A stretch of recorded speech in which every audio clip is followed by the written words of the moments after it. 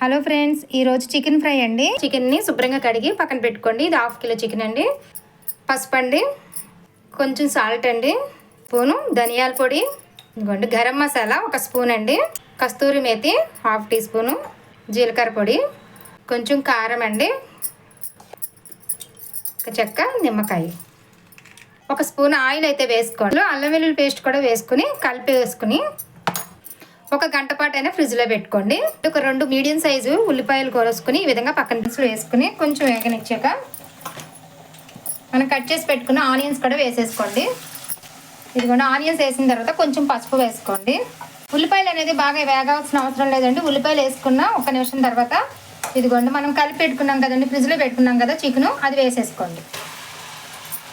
మనం సాల్ట్ ఇదిగోండి ఈ విధంగా మూత పెట్టేసుకోండి. మధ్య మధ్యలో మూత తీసి కలుపుకుంటూ ఉండండి. ఇందులో కొంచెం కరివేపాకు వేసుకోండి, టేస్ట్ బాగుంటుంది. కొంచెం కొత్తిమీర అండి, కట్ చేసి పెట్టుకున్న కొత్తిమీర కూడా వేసుకోండి. చికెన్ మసాలా పొడి అండి 1 స్పూన్ వేస్తున్నాను. ఇంతండి గ్రేవీ ఉండేలాగా, ఇటు ఫ్రై లాగా కూడా చాలా బాగుంటుందండి.